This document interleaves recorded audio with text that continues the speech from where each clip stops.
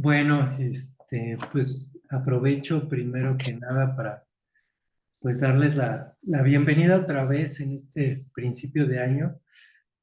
Felicitarlos a todos, espero que hayan tenido unas muy buenas vacaciones, si es que tuvieron vacaciones, que la hayan pasado muy bien y que sea este un gran año, ¿no?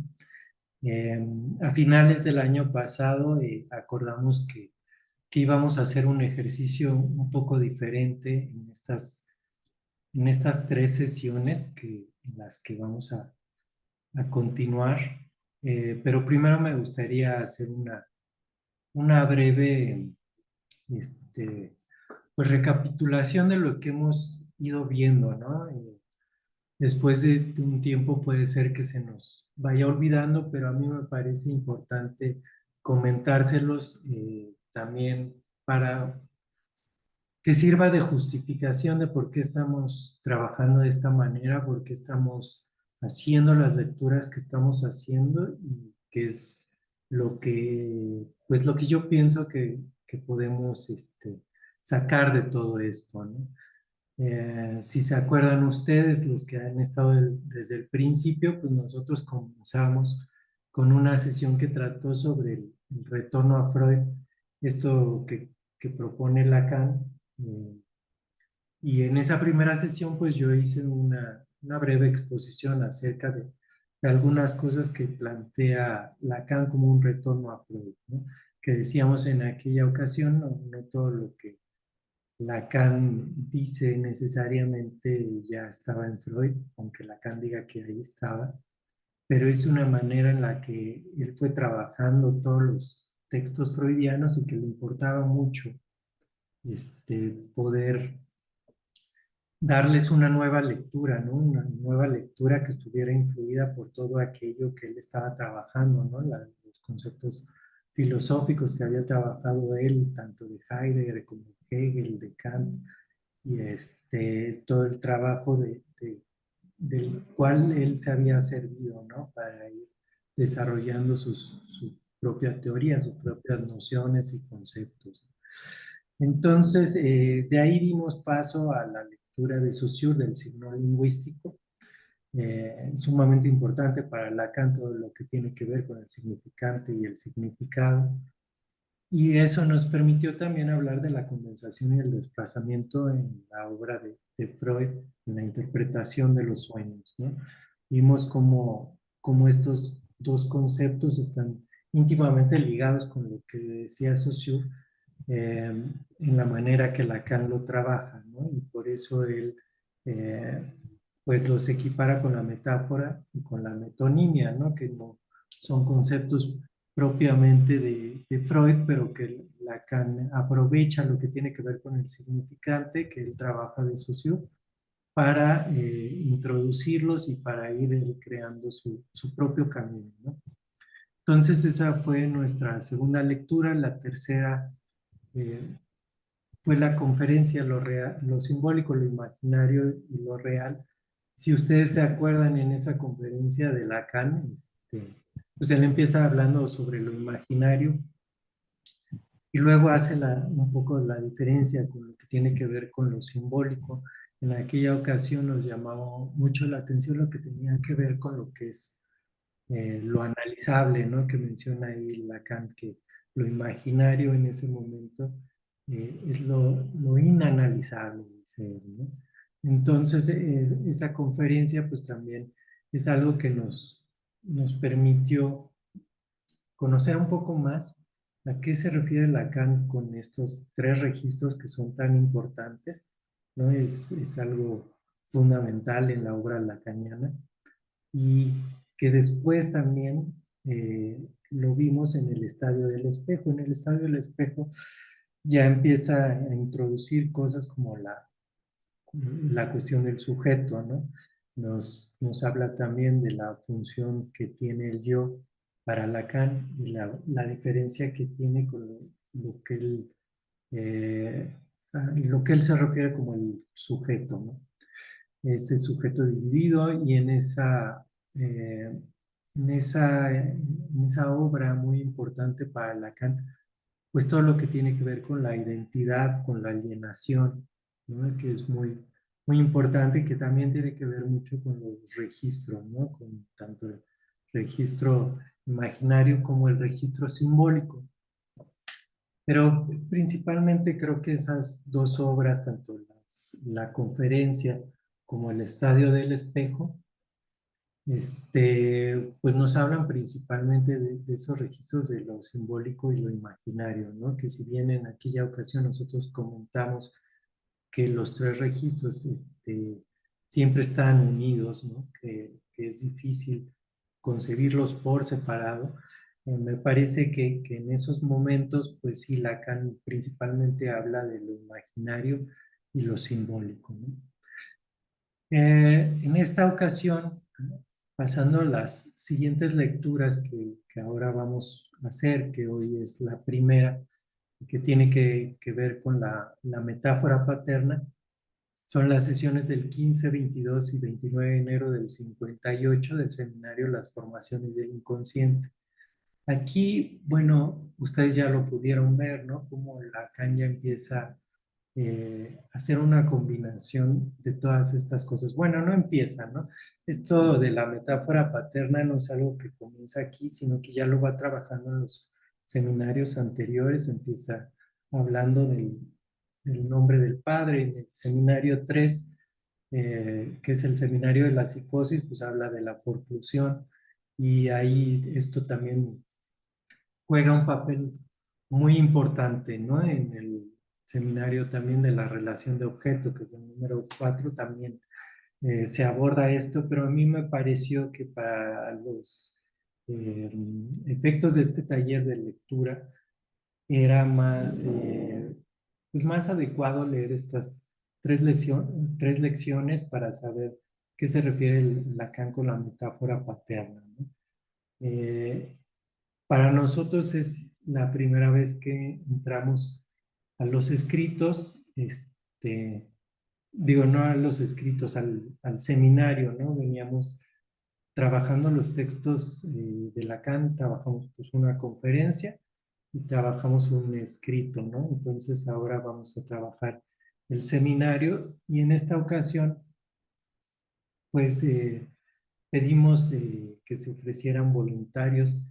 Eric, afortunadamente y con mucho entusiasmo, fue el primero en aventarse, en ofrecerse y decir, pues yo no me la pienso dos veces, yo hago la primera exposición y nos va a hacer el favor. Carla Cano se ofreció para la segunda y nos hace falta un voluntario porque me quedé con la duda de si ya se había ofrecido alguien más o no. Si es así, pues ya me comentan, no sé si, mira, ahí está Leslie.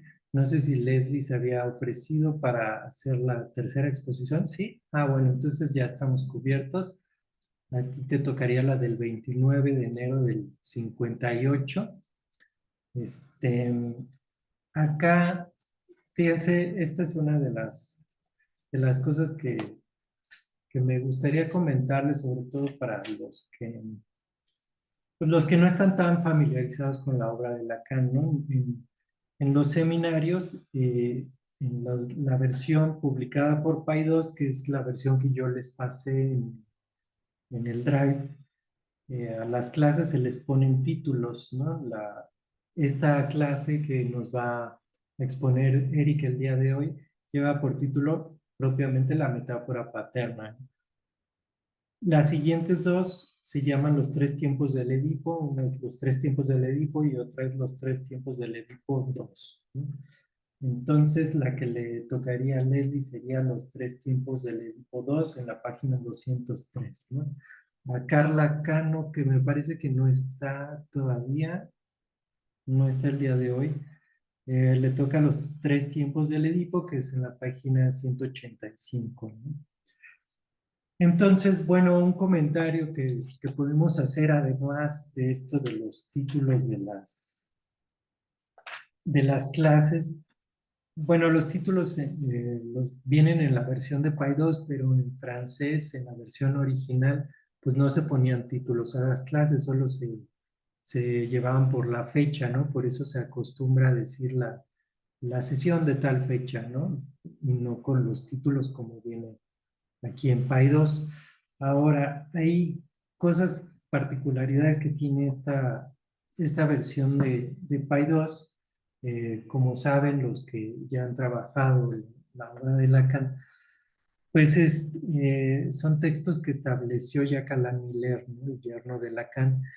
Y bueno, ahí siempre ha habido cierto conflicto, hay muchas discrepancias, ¿no? En ocasiones se dio él ciertas libertades de modificar los textos con lo que le pareció a él que era mejor, y no están tal cual, pues tal cual como lo dijo Lacan, ¿no?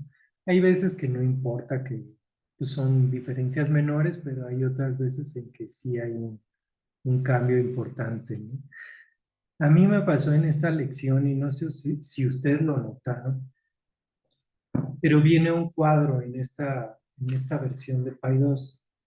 El cuadro que viene aquí, si uno lo sigue con cuidado, está en la página 176. Si uno va siguiendo el texto y va viendo su cuadro, este, llega un momento en que como que no coincide, ¿no? Hay cosas que no están en ese cuadro, o hay cosas que Lacan menciona de manera diferente. Y entonces es algo que le comenté a Eric, que en la versión francesa de Staffordla, ahí vienen dos cuadros, ¿no? Entonces, estos dos cuadros, pues los dos son diferentes al que viene acá en la versión de PAI 2, y permiten seguirlo con más facilidad, ¿no? Entonces también, si quieren eso al final de la sesión, yo se los puedo pasar, para que lo tengan también. Y bueno, yo creo que ya con esto es suficiente introducción. Hoy podemos dejarle a Eric la palabra. La metáfora paterna, también es algo sumamente importante. Y otra cuestión que podemos decir, a diferencia de los escritos y de la conferencia que yo les puse, es que en el seminario, pues Lacan trata en cada sesión un montón de cosas, ¿no? A diferencia de algunos escritos, ¿no? Que pueden ser un poquito más específicos, tratar sobre un tema muy acotado, ¿no? Que no siempre, ¿no? Lacan se expandía muchísimo en todas en los escritos o en donde tuviera oportunidad. eh, pero precisamente en los seminarios, como era una cuestión oral, le permitía más esa libertad de ir hablando de una cosa, de ir hablando de otra. Y bueno, ustedes notan la diferencia que hay entre el seminario y los escritos. En lo personal, siento que el seminario es mucho más sencillo de leer, sobre todo los primeros 5 seminarios. A partir del 6, que es el deseo y su interpretación, me parece que ahí empieza a complejizarse muchísimo lo que hace Lacan en los seminarios, pero en estos primeros creo que se pueden leer pues, de forma más fluida, ¿no? Y es más sencillo leer el seminario que leer los escritos, ¿no? Bueno, entonces, sin más por el momento, le voy a pasar la palabra a Eric. Y, y bueno, no sé cómo veas, Eric, si quieres hacer toda la exposición corrida. Yo creo que sería lo mejor, ¿no? Y que ya después empiecen los comentarios para que no te distraigamos y puedas hablar cómodamente, ¿no? Entonces dejamos a Eric que nos platique lo que vio aquí, y ya después todos los demás podemos intervenir, ¿no? Con cualquier duda, cualquier comentario que nos haya surgido de la lectura, ¿no? Entonces, adelante, Eric. Hola, hola, ¿qué tal? Buenas noches a todos. Muchas gracias por las porras. A ver qué tal sale esto. Eh, Pues sí, como bien lo comentaba Humberto, vamos a revisar del seminario 5 eh, de las formaciones del inconsciente que lleva por nombre este seminario, la sesión del 15 de enero del 58. Como bien lo remarcó y lo recalcó Humberto, Miller pues le pone la metáfora paterna. Si ustedes siguen el texto en la página 165 del libro de Paidós, Lacan se refiere al Edipo y a veces sería importante saber qué ha dicho, por ejemplo, Freud del Edipo en esta situación y específicamente con la interpretación de los sueños. Yo me di como a la tarea, pues también en el otro grupo de lectura hemos revisado la interpretación de los sueños y yo lo tenía marcado y es en las obras de Amor Rortu eh, del volumen cuarto, en la página 269 quisiera como leerles esto, qué dice Freud acerca del Edipo para también saber que Lacan cómo lo leyó, o qué hizo, ¿no? Con eso. Entonces, si me permiten leerlo, son dos páginas, me parece que, pues, con mucho punch. Entonces, pues quiero comenzar y con esto darle como secuencia, ¿no? Porque esto de la metáfora paterna, pues, tiene que ver con una cuestión de estructura, dice Lacan, y en tanto estructura es una función también, pero ¿qué es eso de función?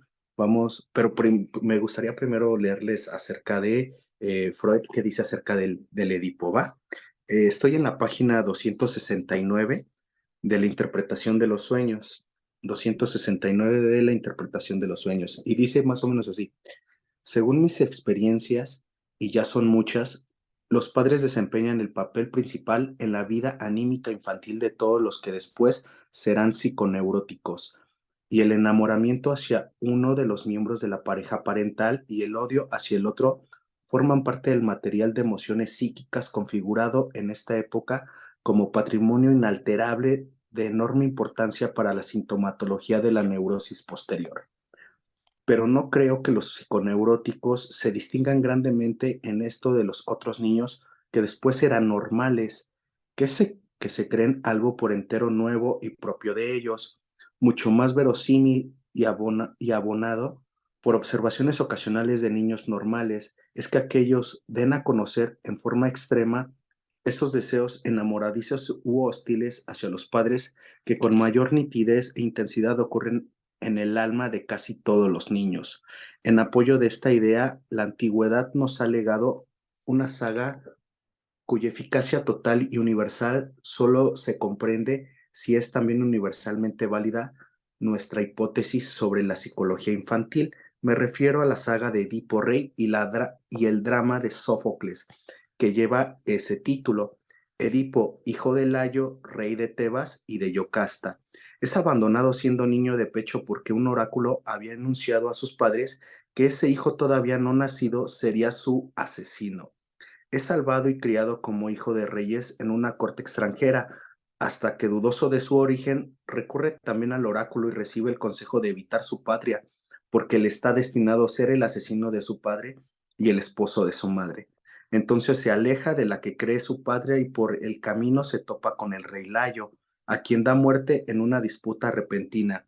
Después llega a Tebas, donde resuelve el enigma propuesto por la esfinge que le ataja el camino. Agradecidos, los tebanos lo eligen rey y lo premian con la mano de Yocasta.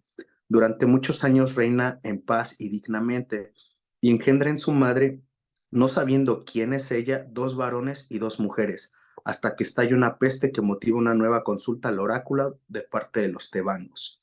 Aquí comienza la tragedia de Sófocles. Los mensajeros traen la respuesta de la que la peste cesará cuando el asesino de Layo sea expulsado del país. Pero ¿quién es él? Si ustedes se ponen un poco a pensar, hay un chorro de potencia en el texto, porque incluso hasta da para pensar el tema de la paranoia, ¿no? O sea, de quién es el que me persigue, ¿no? Pero bueno, lo remarco mucho, pero él, ¿dónde está? Y esta pregunta me gusta muchísimo. ¿Dónde hallar la oscura huella de la antigua culpa? Dice Freud, ¿no? También me parece que tiene una potencia eso. ¿Dónde hallar la oscura huella de la antigua culpa? La acción del drama no es otra cosa que la revelación que avanza paso a paso y se demora con arte, trabajo comparable al de un psicoanálisis, de que el propio Edipo es el asesino de Layo, pero también el hijo del muerto. Eso es también súper importante, el hijo del muerto. Y de Yocasta, sacudido por el crimen que cometió sin saberlo. Edipo ciega sus ojos y huye de su patria. El oráculo se ha cumplido. Edipo Rey es una de las llamadas tragedias de destino. Su efecto trágico, se dice, estriba en la oposición entre voluntad omnipotente de los dioses y la vana resistencia que a ella oponen los hombres amenazados por la desgracia. Los espectadores conmovidos hondamente aprenderán en el drama a someterse a la voluntad de los dioses y a comprender su propia impotencia.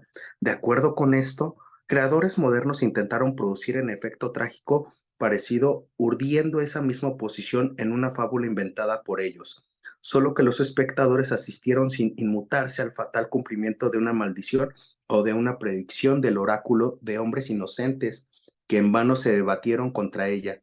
Después de Edipo Rey, las tragedias de destino no produjeron efecto. Esto también está bien interesante, ¿no? Si Edipo Rey sabe conmover a los hombres modernos, con menor intensidad que a los griegos contemporáneos de Sófocles, la única explicación es que el efecto de la tragedia griega no reside en la oposición entre el destino y la voluntad de los hombres, sino en la particularidad de materia en que esa oposición es mostrada. Tiene que haber nuestra Tiene que haber en nuestra interioridad una voz predispuesta a reconocer el imperio fatal del destino de Edipo, mientras que podamos rechazar por artificios argumentos como los de The Anfield, Grill Parser o de otras tragedias del destino. Y en efecto, un factor así está contenido en la historia de Edipo. Su destino nos conmueve únicamente porque podría haber sido el nuestro, porque antes de que naciéramos el oráculo fulminó sobre nosotros esa misma maldición. También, insisto, ¿no? O sea, me parece que esto tiene una potencia enorme. Quizá a todos nos estuvo deparado dirigir la primera emoción sexual hacia la madre y el primer odio y deseo violento hacia el padre. Nuestros sueños nos convencen de ello. El rey Edipo, que dio muerte a su padre Layo y desposó a su madre Yocasta, no es sino el cumplimiento de deseo de nuestra infancia, pero más afortunados que él, y siempre que no nos hayamos vuelto psiconeuróticos, hemos logrado después de sacir de nuestra madre nuestras pulsiones sexuales y olvidar los celos que sentimos por nuestro padre. Bueno, hasta ahí quisiera quedar. Todavía falta otra paginita más, pero me gustaría quedarme hasta ahí para también no extenderme tanto. Creo que esto ya da para pensar muchísimo cómo es que Lacan introduce eso de la metáfora paterna. A qué le llama eso, no? Porque incluso en el seminario pues lo cita, dice Lacan que ahí hay, pues bueno, en las obras de Freud también hay pues tiene que ver con el Edipo, totalmente la metáfora paterna, ¿no? Pero Lacan lo dice en una cuestión que es una estructura y una función. Una estructura, en primer lugar, que normativiza. Yo no lo había pensado, la verdad, y hoy por hoy los discursos, por ejemplo, LGTB, ahora ya entiendo por qué dicen que el Edipo normativiza, ¿no? Digamos que el Edipo es algo normal, que los psicoanalistas hablamos de Edipo y que eso permite que la gente, digamos, sea normal, ¿no? Por unas cuestiones que después voy a decir en tanto identificaciones con el sexo, ¿no? Yo no lo había pensado así y ahora creo por dónde vienen, por ejemplo, todas las aristas de otros discursos para el psicoanálisis, ¿no? Como para una crítica hacia el psicoanálisis. También me hizo pensar mucho lo de César. No sé si aquí está César, pensar la cuestión de Acá, amigo, escuchándote con ah, atención. justo, justo pensar la situación imaginaria, por ejemplo, sobre el sexo, ¿no? ¿Por qué decir que el tema de la sexualidad también tendría que ver con algo imaginario? Aquí ya creo me queda un poco más claro, pero vamos con cuidado.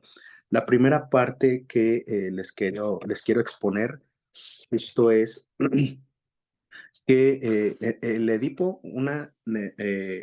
normativiza, ¿no? pero es una estructura, el Edipo es una estructura, en tanto que Lacan va a decir que es una metáfora paterna que concierne a la función del padre, ¿saben?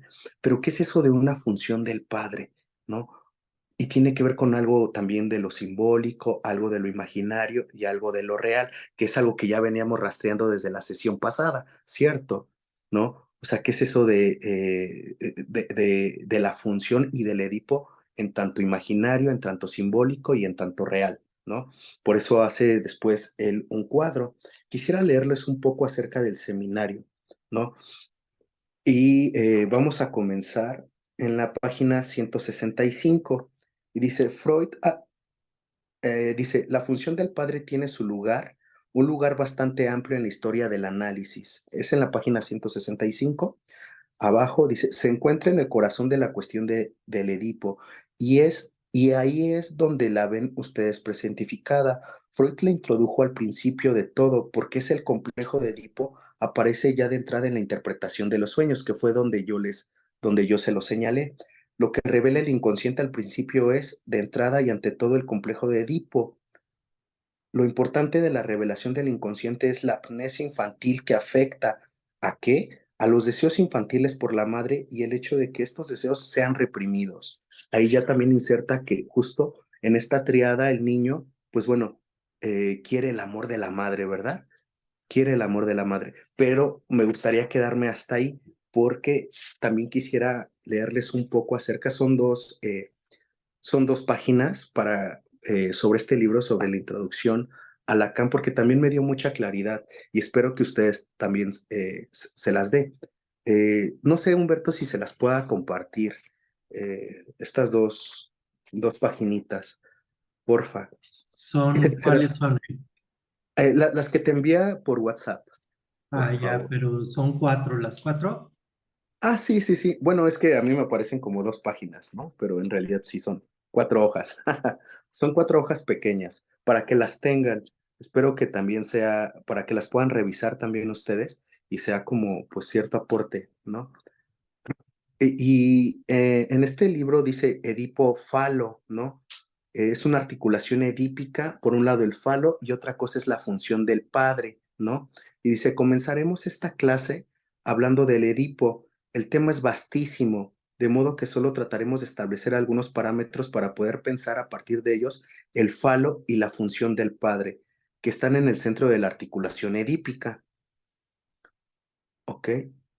Nos remitiremos primero al resumen de Pontalís, que hace en el seminario Las formaciones del inconsciente, justo de Pontalís, el que estamos señalando, ¿no?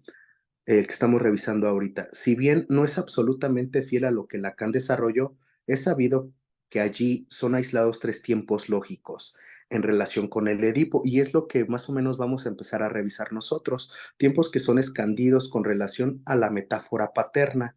La metáfora paterna es la metáfora producida por el significante. Aquí tenemos que tener en cuenta que ya la metáfora paterna es un significante, ¿no? Es un significante nombre del Padre. ¿Por qué decir que el nombre del Padre es un significante? ¿Por qué podemos decir que el nombre del Padre es un significante? Digamos con esto, digamos con esto que Lacan intenta precisar que en la castración no se trata del Padre en tanto persona, fíjense, sino en todo caso del significante en tanto otorga la función del Padre un lugar en la estructura de Edipo. O sea, el nombre del Padre es un significante que se tiene que articular con otro significante en tanto que eso va a otorgar una función en la estructura justamente de Edipo. ¿Ok? Esto viene a fundamentar precisamente que el Edipo no es una mera anécdota de amor y odio, sino una estructura que como tal preexiste al sujeto, lo espera y por lo tanto es una estructura legal. O sea, Edipo es una estructura que preexiste antes del propio sujeto. Esto es también bien, bien, bien, bien importante, me parece, porque ¿cómo se está pensando entonces el Edipo, no? Es una cuestión para que un ser humano, o sea, no sé, me voy a debrayar un poquito, ¿no? pero es casi como un sujeto emerge, digamos, ante la psique, ¿no? O sea, ¿cómo emerge la psique? ¿No? Me voy a debrayar un poquito, dije, ¿cómo emergería la psique? Pues justamente ante el conflicto, ¿no?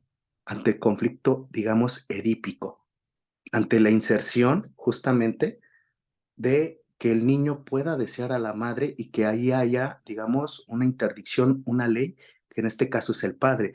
Pero recordemos que el tema de la metáfora paterna, o en este caso, el nombre del padre, tiene que ver con una cuestión de cultura. Esto me importa mucho remarcarlo porque eso a veces se pierde mucho de lugar, ¿no? Por eso es una figura normativizante, se dice, ¿no? El Edipo inserta al sujeto en la cultura, en las leyes, ¿saben? O sea, no podemos hacer lo que queramos. Bueno, sí se puede, ¿no? O sea, sí se puede, pero digamos que no estaríamos insertos en la cultura porque, pues bueno, si alguien se desnuda y sale a la calle así, porque sí, pues digamos que son actos locos. Es alguien que no está dentro de la cultura porque no está bien visto, ¿no? No es nuestra cultura, por ejemplo. Y esto se juega, y si nos ponemos a pensar, ¿por qué el Edipo se juega, como Freud lo dice, en un universal? ¿No? O sea, ¿por qué el Edipo es un universal? ¿Por qué no nada más en México? ¿O por qué no nada más, no sé, en Francia? Por qué cuestionarnos por qué el Edipo es universal? Porque claro, eso es lo que inserta en la cultura. Nosotros tenemos estructuras de parentesco, ¿cierto? Eso lo hemos visto, bueno, lo ha estudiado Claude Lévi-Strauss. Las estructuras de parentesco, pues permiten que justamente pues haya una cultura, ¿saben? O sea, los perritos, al perrito no le importa si puede, por su instinto, engendrar con la madre, pues eso el perrito no le importa, ¿no? Y a nosotros sí, ¿no? El hecho de tener estructuras de parentesco es tener y poder generar un tema de cultura. Y si ustedes lo piensan, va más allá de que esté bien o mal, ¿no? Porque evidentemente se sabe que hoy, aunque alguien pueda acostarse con su madre, con su padre y engendrar, eh, pues no pasa nada, porque el tema tiene que ver con cuestiones de algo genético, ¿no? O que un niño nazca mal con su madre o por su padre cuando si hacen un coito y fecundan, tiene que ver con un aspecto de genética.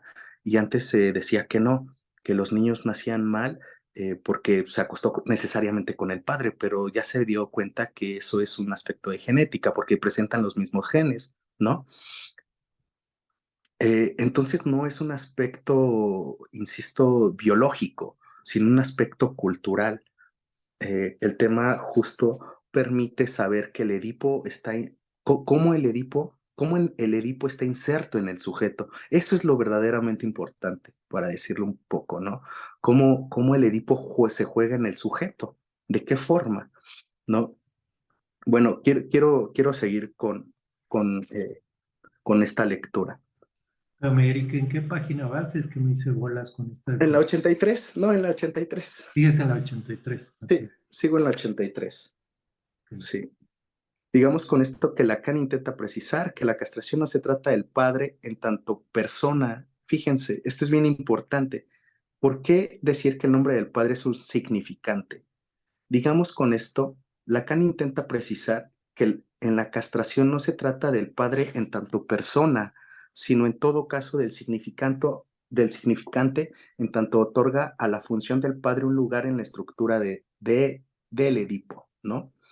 Aquí ya podemos decir que a veces se ha dicho, ¿no? Que la castración del padre y que no sé qué, pero aquí estamos dando cuenta de que la castración no es en tanto el padre, porque tiene que ver en tanto una función, ¿no?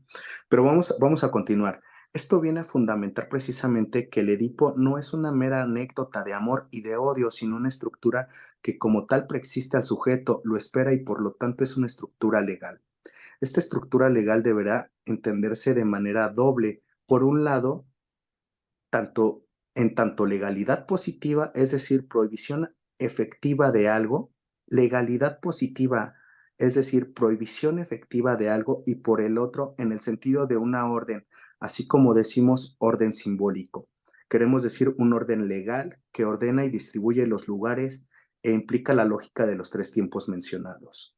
Para resumir, se podría decir que el nombre del Padre es el fundamento de la ley, ¿no? ¿Cómo está inserto la ley en el sujeto? Eso es bastante interesante hacernos estas preguntas. Reflexionemos un instante acerca de este nombre. Hay algo que es irreductible en el decir y solo puede decirse mal. El nombre del Padre, como en Santo Tomás, se puede decir que como en Santo Tomás, se puede decir que ese nombre impronunciable solo se dice en tanto se nombran las cosas. Es nombrado en su operación, ya que solo es nombre de operación, pero no se trata de una prohibición de nombrarlo, se trata de una imposibilidad a la luz del nombre del Padre, girarán los tres tiempos del Edipo.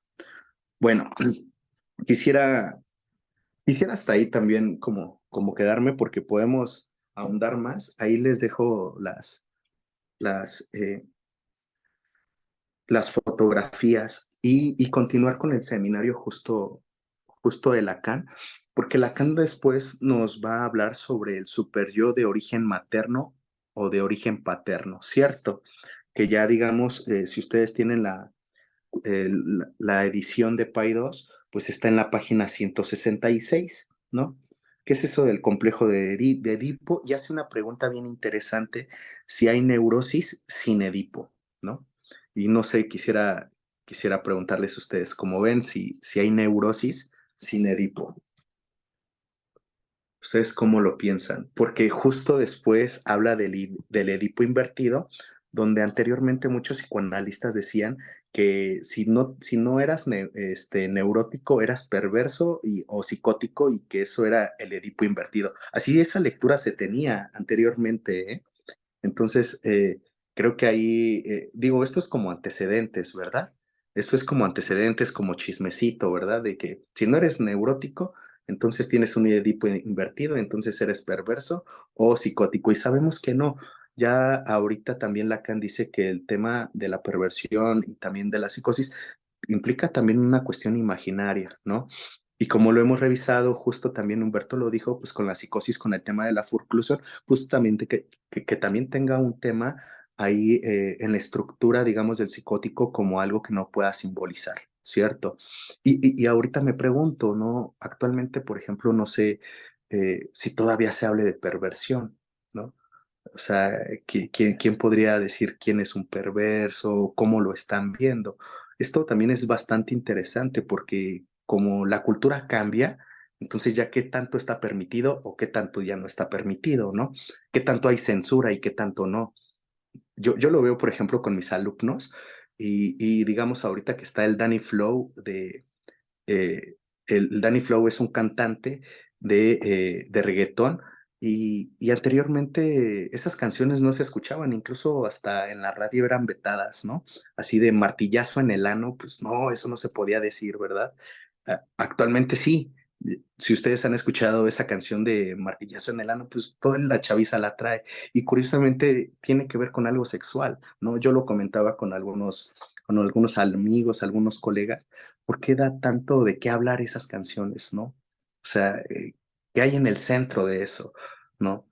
Y en qué posiciones nos jugaríamos ahí, ¿no? El tema del imaginario también, de lo que escucha alguien. Pero bueno, no me quiero salir ni extender tanto en eso.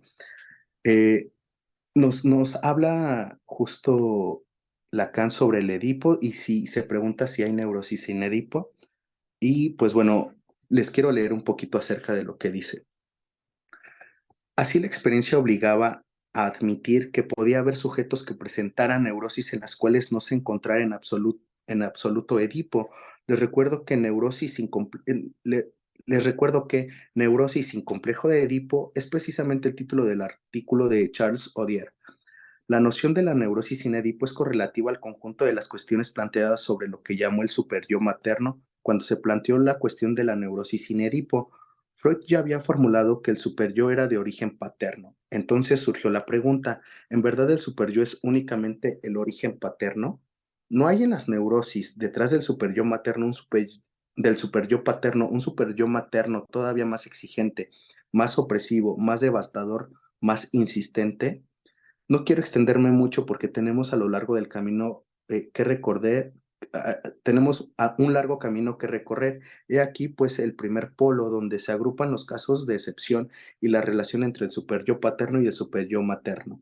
Después continúa en la 167, dice, Freud había planteado muy pronto en los inicios de su obra, 5 años después en la interpretación de los sueños, en los 3 ensayos para una teoría sexual, que daba a entender que lo que ocurre antes del Edipo tenía también su importancia. La noción de la retroacción de una Nachtraglichkeit, ¿no? No sé Humberto, ahí si me podrías apoyar con el término de Nachtraglichkeit.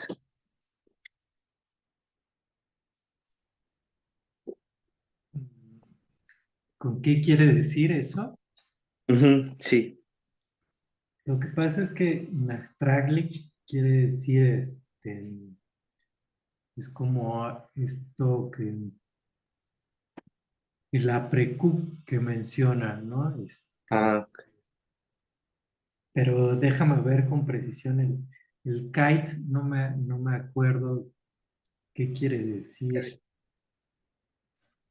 sí, justo, porque la verdad ahí yo también tuve como algunas dudas. Digo, en realidad en muchas de lo que ahorita vamos a revisar tuve como algunas dudas y sobre todo al final. Pero bueno, ahí si alguien le sabe, le pido por favor que me interrumpa, ¿vale? Voy a continuar. Mira, Ah, sí, esto adelante. es la Nachtraglichkeit, tal cual es la posterioridad, ¿no? Mm, Pero es como eso que a la hora de que sucede modifica lo anterior, ¿no? Es la precup. claro, ok, muchas gracias. Leslie, ¿iba usted a comentar algo? Sí, sí, lo podías escribir para que tuviera la traducción exacta, pero Ok, gracias, gracias. Aquí vamos un poco también sobre los antecedentes, ¿ok?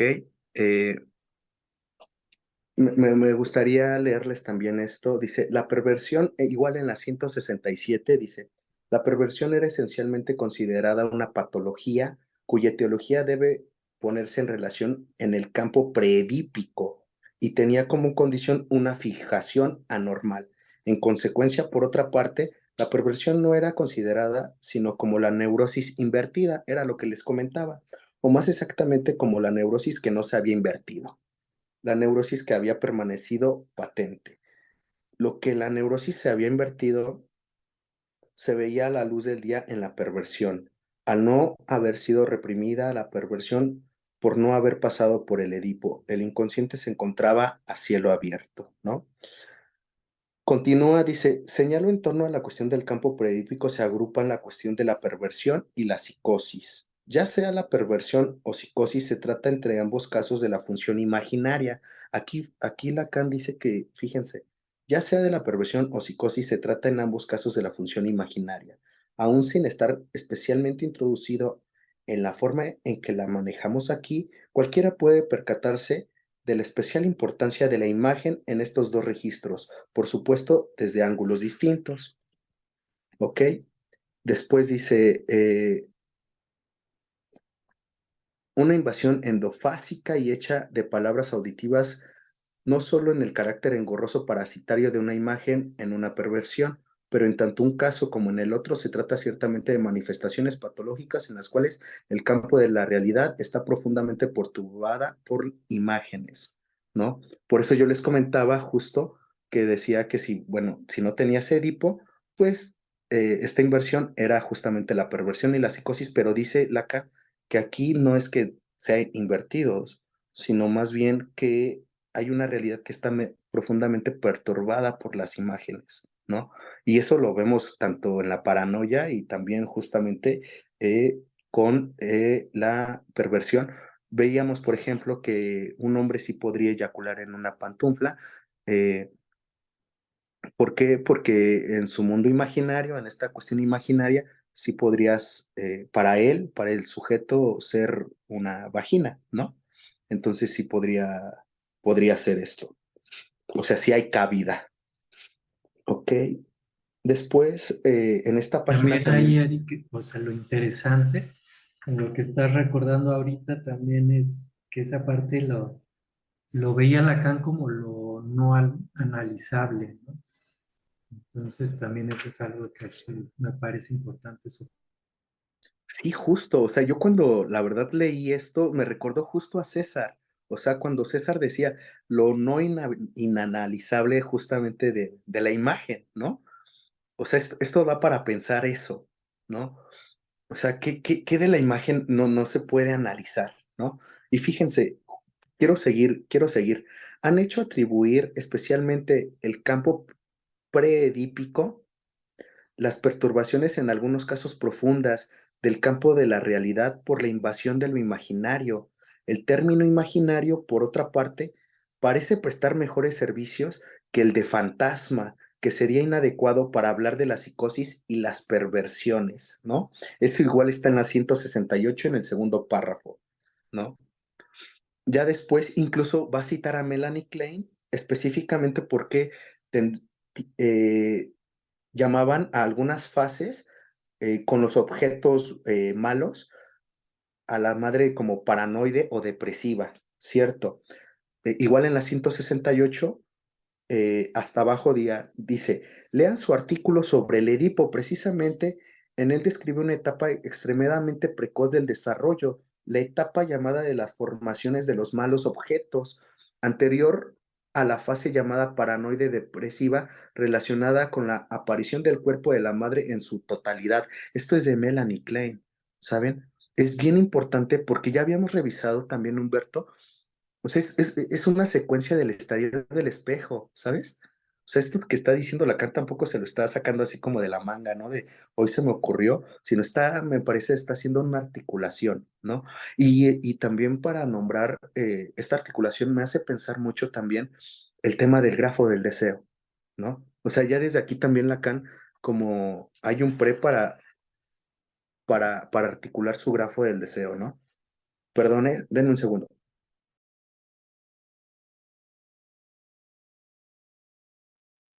Y Entonces, perdón, alguien iba a decir algo. sí, aquí mismo en este seminario se utiliza mucho el grafo, pero bueno, vienen otras clases anteriores, ¿no? A Sí, esta que claro, estamos claro. viendo ahorita. Sí, sí, sí. Pero sí, Lo que trato un poco de decir es cómo todo está articulado, ¿no? Ahorita estamos como tocando una parte como una función imaginaria, ¿no? De cómo se forma, por ejemplo, el Edipo en el niño, ¿no? Cómo esta parte formativa. ¿Por qué se dice que el Edipo es formativo, por ejemplo? ¿No? Yo sí lo había escuchado, pero la verdad es que no sabía como de la crítica que le hacen al psicoanálisis. La verdad es que no sabía, pero ya ahorita creo que por aquí le pueden entrar, ¿no? Una crítica que se le hace al psicoanálisis, que se dice que el Edipo es, pues, justamente normativizador, ¿no? Así le digo, lo dejo en el tintero, ¿eh? Para, pues, no nos hace daño saber eso. Pero bueno, yo creo que lo interesante es pensarlo del lado clínico, ¿no? O sea, más allá de como una crítica, sino pensar el Edipo como de algo clínico, como esta metáfora está insertada en el sujeto. Pero ahorita voy para allá, ¿no? Vamos poco a poco. Después dice, la evolución de las primeras relaciones objetales infantiles lo desempeñaría, lo desempeñaría el interior del cuerpo de la madre, que se centraría toda la atención del niño. La señora Melanie Klein nos manifiesta que entre los malos objetos presentes en el cuerpo de la madre, como son todos los rivales, los cuerpos de los hermanos y las hermanas, pasados, presentes, futuros, se encuentra precisamente el padre, representado en forma de su pene. Después salta y habla un poco sobre la psicosis. Dice, las primeras etapas de las relaciones imaginarias con las que pueden ponerse en relación las funciones propiamente esquizofrénicas y psicóticas en general. Esta contradicción tiene todo su valor cuando la intención de la señora Melanie Klein era ir a explorar los estadios predípicos. Cuando más se remonta en el plano imaginario, más constata la precocidad, bien difícil de explicar si nos atenemos a una noción puramente histórica, ¿no? Y vienen dos partes que quisiera subrayar, a mí me llamaron muchísimo la atención, no sé a ustedes, pero me parece así súper importante. Uno es, en primer lugar, las cuestiones del superyo y de las neurosis sin Edipo. En segundo lugar, las cuestiones relativas a las perturbaciones que se producen en el campo de la realidad. Tercer polo, que no merece menos puntualización, es la relación del complejo de Edipo con la genitalización, como se suele decir, no es lo mismo. Y aquí habla sobre la filogénesis. Creo, vamos a entrar un poquito. Vamos a entrar un poquito. Esto también me parece muy importante.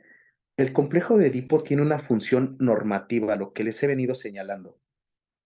No simplemente en la estructura moral del sujeto, ni en sus relaciones con la realidad, sino en la asunción de su sexo, lo cual, como ustedes saben, permanece siempre en el análisis dentro de cierta ambigüedad. Por otra parte, la función propiamente genital es objeto de una maduración después de un primer desarrollo sexual de orden orgánico, al que se le ha buscado una base anatómica en el doble desarrollo de los testículos y la formación de los espermatozoides. La relación entre este crecimiento orgánico y la existencia en una especie humana del complejo de Edipo ha quedado como un problema filogenético. Fíjense, esto es lo que me importa mucho. La relación entre este crecimiento orgánico y la existencia de la especie humana del complejo de Edipo ha quedado como un problema filogenético sobre el que plantea mucha oscuridad, hasta el punto que ya nadie se arriesga a escribir artículos sobre el tema. ¿A qué me refiero? O sea, yo me estaba debrayando un poquito cuando lo leo, pero no sé, me ponía a pensar en los neandertales, ¿no? O en estas figuras de nuestros antepasados donde pues realmente habrán tenido complejo de Edipo, no sé. Lucy, ¿no? Que es la Homo sapiens sapiens que digamos, de la que se tiene registro. ¿Ella hubiese tenido complejo de Edipo? Y creo que eso plantea la filogénesis, ¿sabes? Porque justo es cómo evoluciona una cultura.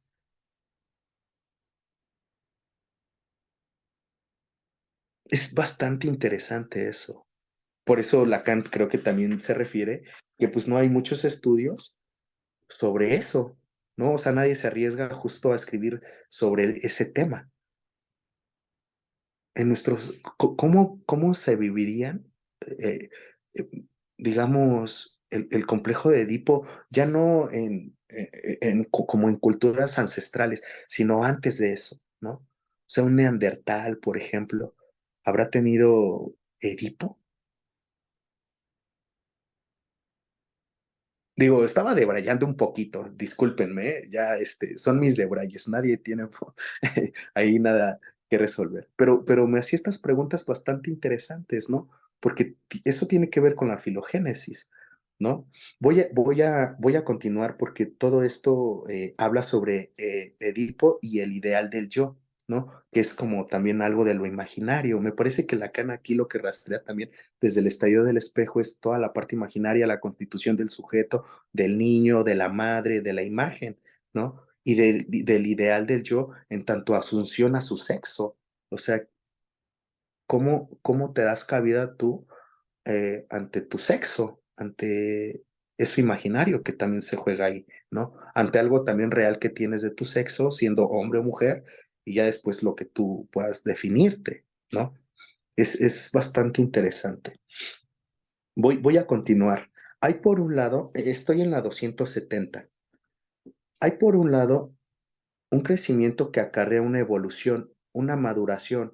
Hay por otro, en el Edipo, asunción por parte del sujeto de su propio sexo. Es decir, para llamar las cosas por su nombre, lo que hace que el nombre asuma el tipo viril y la mujer asuma cierto tipo femenino, se reconozca como mujer, se identifique con sus funciones de mujer. La virilidad y la feminización son los dos términos que traducen lo que es esencialmente la función del Edipo. Aquí nos encontramos en el nivel donde el Edipo está directamente vinculado con la función del ideal del yo. No tiene otro sentido, ¿ok? Después dice, más abajito dice, ni hablar de Edipo, no está ni hablar de Edipo, si no está el padre, e inversamente hablar de Edipo es introducir como esencialmente la función del padre. Repito, para quienes toman notas, En cuanto al tema histórico del complejo de Edipo, todo gira alrededor de tres polos. Esto es lo importante. El Edipo en relación con el superyo, en relación con la realidad, en relación con el ideal del yo. El ideal del yo porque la genitalización, cuando se asume, se convierte en elemento del ideal del yo. La realidad porque se trata de las relaciones del Edipo con las afecciones que conllevan una alteración de la relación con la realidad, perversión y psicosis. Entonces, me hace pensar mucho, por ejemplo, lo que decía César sobre el sexo y lo imaginario, ¿no? Está Iba buenísimo. a decir Sexar, Exacto. ¿Y qué tal, hermano? Sexar. Lo que decía César sobre el sexo y lo imaginario, ¿saben? No sé si está ahí César. Sí, sí, aquí está. Ah, ok. César, por eso digo que me llamó mucho la atención porque creo que entiendo ya un poco lo que dices, ¿no? El tema de la imagen, la asunción del sexo, el tema del cuerpo y también de lo imaginario, ¿sabes? Creo que ya medio te trato de pesquisar lo que decías, ¿no? Fíjate que está bien padre esto que estás presentando porque, o sea, permite como hacer contraposiciones fuertes con otros momentos de la elaboración que hace. Cuando habla, ¿no? De la conferencia de SIR, lo que dice es que hay como una, ¿cómo dice que la energía sexual, la energía, sí, sexual es imaginaria, ¿no? Ujú. Acá está planteando, o sea, el asunto de la genitalidad como una especie de cosa íntimamente relacionada con el ideal del yo, hacia el que apuntaría, ¿no? Que también es como, también está en el ámbito imaginario, incluso en el grafo del deseo lo coloca en la línea de la intencionalidad, es el punto al que apuntaría. Esta línea que ahorita leías, si hay por otro lado en el Edipo asunción por parte del sujeto de su propio sexo. Es decir, para llamar las cosas por su nombre, lo que hace que el hombre asuma el tipo viril y la mujer asuma cierto tipo femenino. Se reconozca como mujer, se identifique con sus funciones de mujer. Es todo un asunto, eso está, a mí me parece que hay un giro muy fuerte, con respecto a, quiero decir, de la posición de Lacan con respecto a esta situación. Porque, pues esto, a los ojos de una, digamos, como, ¿cómo decir? Como con una lente que tenga en perspectiva el asunto del género y demás, pues esto está pues está pesado, ¿no? ¿Cuáles son las funciones de una mujer? Si no son absolutamente imaginarias, por ejemplo, o sea, pero digamos ahí, es interesante, pues. Gracias. Sí, fíjate, César, con lo que la intervención que dices me hace pensar el tema de la madre, por ejemplo, porque no hay Edipo si no hay una mamá, ¿eh? En tanto función. Sí, sí, sí, como que hay una elaboración muy extensa con respecto a eso, ¿no? De lo que está planteando. O sea, lo que pasa es que el nombre del padre, el significante del nombre del padre, viene a ser una especie de agrupación, no sé cómo decirlo, pues de metáfora. En los términos lacanianos, una metáfora es una cosa que sustituye a otra, ese carácter. No nada más que remite, ¿no? Eh, no sé, el espejo, tu espejo, el espejo del alma, no sé, sino como se dice una cosa y remite a otra. En eso iría más o menos la metáfora. En el caso de Lacan, no. Para Lacan, la metáfora tiene que ver con que hay una serie de significantes y esos significantes son como reagrupados por otro significante que los sustituye y al hacer ese movimiento hace un efecto como de plus de significación. Entonces sí, o sea, si no está la madre ahí, sí, no es lo que está planteando. Está Sí, claro. muy interesante. Sí, no.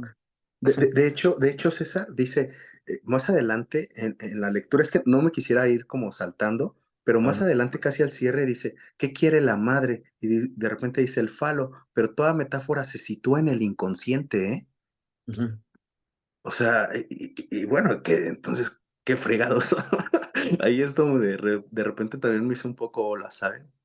Sí, porque digo, cuando dice que solamente yo también ya me detengo para que pues siga la exposición, que está padre y toda la cosa. O sea, el, cuando dice que el inconsciente está estructurado como un lenguaje, se refiere a que lo que está en juego como estructura es una estructura significante, simbólica, es decir, como se estructura un lenguaje, significantes que remiten a un significado.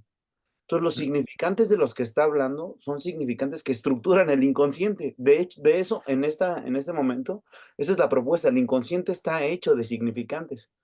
A mí me parece que es un punto así muy interesante de esta elaboración de estos seminarios de Lacan, porque de ahí su preocupación por cuáles son las formas de movimiento en el significante.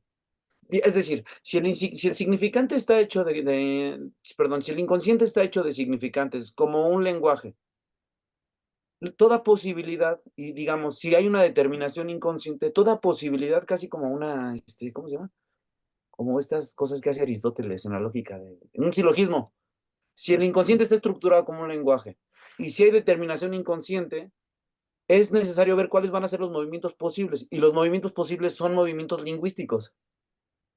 Entonces, la posibilidad de hacer un movimiento en la escritura de los significantes de lo inconsciente, pues, están propuestos en términos de metáfora y de metonimia. De ahí la importancia de trabajar cómo se puede mover, cómo funciona el significante, puesto que de eso está estructurado en eso está estructurado el inconsciente. Es un poco remitiendo, ¿no? A la condensación y el desplazamiento, que son los dos procesos del proceso primario. Es más o menos como que eso parece muy interesante. Sí, Perdón, ya. justo. Creo que, tienes apagado tu micrófono, Humberto. Rápidamente, Eric, nada más que dice Caro en el chat, en Tótem y Tabú, en la horda primitiva, Freud desarrolla las sociedades primitivas y cómo esto se inserta en la cultura, ¿no? Y sí, también, pues todo el desarrollo de la metáfora del nombre del padre, pues tiene que ver también con todo eso que planteaba Freud desde allá, ¿no? Pero bueno, no te interrumpo más. No, está bien, interrúmpanme, no, no pasa nada. Bueno, vamos a continuar ya en la 177. A ver, déjenme ver cómo vamos de tiempo. A ver, que no veo. Bueno, sí, todavía hay chancecito, se puede. Dice, en la 177 dice, el tercer capítulo, la función de Edipo, en tanto que repercute directamente en la asunción del sexo, concierne a la cuestión del complejo de castración en lo que tiene de poco elucidada. Abajito continúa, dice, y entonces el padre, ¿qué hacía el padre en aquella época? ¿Cómo está implicado en todo esto? Ciertamente la cuestión de la ausencia o de la presencia del padre, del carácter benéfico o maléfico del padre, no se oculta. También hemos visto aparecer recientemente el término de carencia paterna, y esto no es enfrentarse a un tema menor. Pero en fin, esta carencia paterna, la llamen así o de otra forma, no es un tema que está a la orden del día en una evolución del análisis que se hace cada vez más ambientalista, como suele decir elegantemente, como se suele decir elegantemente, ¿no? Pero ya hablamos que, o sea, no se trata de que si el padre está o no, sino de una cuestión de función, ¿saben? Incluso en el tema de la castración también, no tiene que ver con que al padre le corten, digamos, el pene, no, es otra cosa, ¿saben? Dicho en esto, cuando buscamos la carencia paterna, es abajo en la 171. ¿En qué nos interesamos con respecto al padre? Se amontonan preguntas en el registro biográfico. ¿El padre estaba o no estaba? ¿Viajaba, se ausentaba, volvía a menudo? Y también puede constituirse de forma normal un Edipo cuando no hay un padre. Abajito dice, entonces se vio que un Edipo podía muy bien constituirse también cuando el padre no estaba presente. O sea, el padre no puede estar presente, digamos, y aún así jugarse el tema del Edipo, ¿no? Porque, como lo hemos mencionado, tiene que ver con una cuestión de una función, ¿no? Y que es una metáfora, ¿no? Lo importante aquí, yo no me acuerdo dónde leí, en alguno de los seminarios, Y Lacan decía, lo que importa es, y lo que nadie va a saber es qué está inserto en el padre, ¿no? Pero no en el padre, digamos, en mi papá, ¿no? O en su padre de cada quien, sino en tanto ley. ¿Qué está inserto ahí? Eso es lo que también verdaderamente importa, ¿saben? ¿Qué está inserto en el padre? Pero bueno, voy a continuar. Al principio incluso siempre se creía que era algún exceso de presencia del padre o exceso del padre lo que engendraba todos los dramas. En las neurosis se apreció muy rápidamente que todavía era más grave cuando era demasiado amable. Hemos ido aprendido con lentitud y así ahora estamos en otro extremo preguntándonos por las carencias paternas. Están los padres débiles, los padres sumisos y los padres sometidos, los padres castigados por su mujer y finalmente los padres lisiados, los padres ciegos, los padres patituertos, todo lo que ustedes quieran. De cualquier forma se debería tratar de ver qué se desprende de semejante situación y de encontrar fórmulas mínimas que nos permitan progresar. En primer lugar, la cuestión de su presencia o de su ausencia concretamente en cuanto elemento del entorno. Abajito también dice, se comprueba por experiencia que el padre existe incluso sin estar, lo cual debería incitarnos a cierta prudencia en el manejo del punto de vista ambientalista sobre la función del padre. Incluso en los casos en que el padre no está presente, cuando el niño se ha quedado solo con su madre, complejos de Edipo completamente normales, normales en los dos sentidos, normales en cuanto normalizantes por una parte y también normales porque desnormalizan, quiero decir, por sus efectos neurotizantes, ¿no? Podríamos decir que el complejo de Edipo pues viene también a normalizar y a normativizar al sujeto, ¿cierto? Porque, como lo vuelvo a decir, lo inserta en la cultura, ¿no? Eso es algo importante. El estar inserto en la cultura, como bien lo dice César, si lo pensamos, tiene que ver también con una metáfora, ¿eh? ¿Cómo hacemos que esas reglas se inserten en nosotros? Y si ustedes se ponen a pensar en los niños, así por eso se juega con los niños, ¿no? Al niño se le enseña, pues, a través del juego las normas, ¿cierto? ¿No? Es bien importante y el niño aprende y metaforiza así las normas sociales y las sigue, ¿no? Digamos, lo normalizamos al chavito, ¿no? Al chavito me refiero a niña, niño, ¿no? Niñe, lo que sea. Entonces, esto es bastante interesante. De ahí quisiera cerrar hasta la página 73, 173, y esto es lo que creo que tiene de importante, digamos, eh, después del punto del punto 2. En la página 73 dice, no peca por lo que se encuentra, sino por lo que busca. Creo que el error de orientación es el siguiente. Confunden dos cosas que están relacionadas, pero no se confunden el padre en cuanto normativo y el padre en cuanto normal. Por supuesto, el padre puede ser muy desnormativizante si él mismo no es normal, pero esto es trasladar la pregunta al nivel de la estructura neurótica psicótica del padre. Así, la normalidad del padre es una cuestión es una cuestión, la de su posición normal en la familia es otra, ¿no? Tercer punto, que adelanto, la cuestión de su posición en la familia no se confunde con una definición exacta de su papel normativizante. Hablar de su carencia en la familia no es hablar de su carencia en el complejo. En efecto, para hablar de su carencia en el complejo hay que introducir otra dimensión distinta de la realista, definida por otro modo categórico, biográfico u otro, de presencia en la familia. ¿Ustedes qué entendieron por eso? A ver, ayúdenme. Yo quisiera decir algo al respecto. Hay como, este seminario es posterior a ese seminario de la relación de objeto, ¿verdad? O sea, es antes la relación de objeto y luego entonces, como que me llama mucho la atención que de las cosas que elabora Lacan en ese seminario, es como toda relación de objeto es una relación de falta de objeto. Y de ahí la necesidad, no necesidad, a mí me parece que el buen punto de abordarlo, no sé si sea el más conveniente o el más acabado, pero digamos, da para pensar.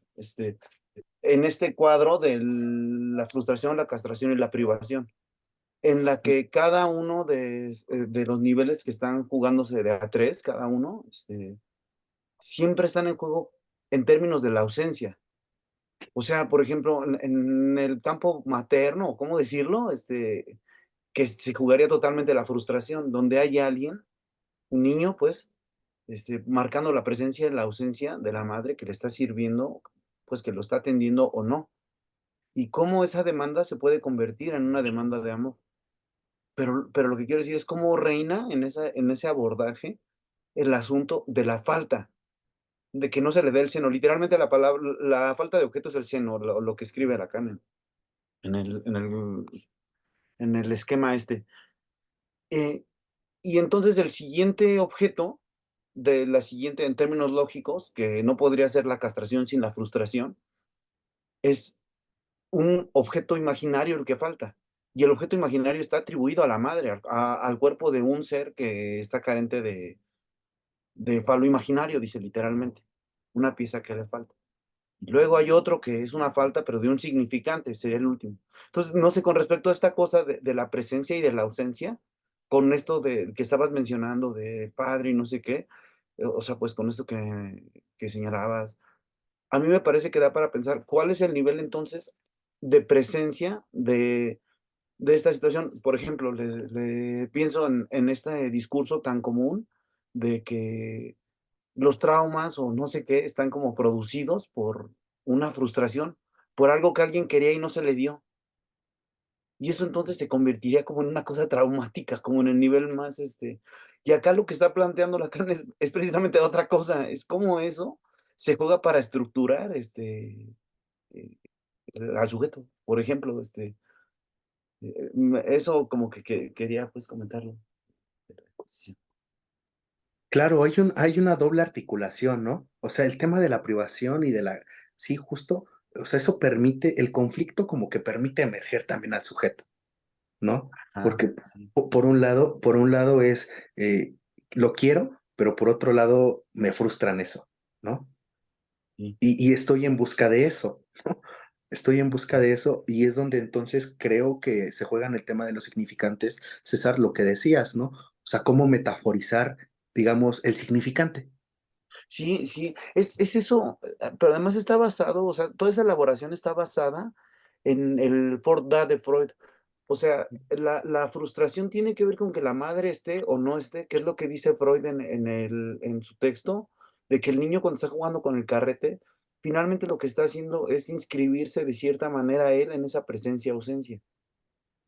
Y esa presencia-ausencia que sería una primera introducción eso estaría a nivel de los más y de los menos de la carta robada, donde todavía no hay orden de aparición, ni prohibición de aparición.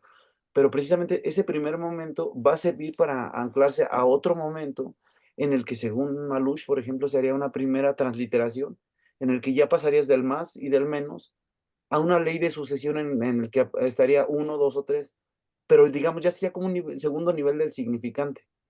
Este, eh, Hablando pues de la posibilidad de metaforizar, o sea, exactamente, en el estar y no estar, según entiendo, digo, puedo estar equivocado, no veo por qué no, pues, pero sí, sí estoy de acuerdo que esa posibilidad de inscribirse en la cultura, en el significante, en el campo de lo simbólico, etcétera, cómo se juega para entrar en el conflicto, como dices.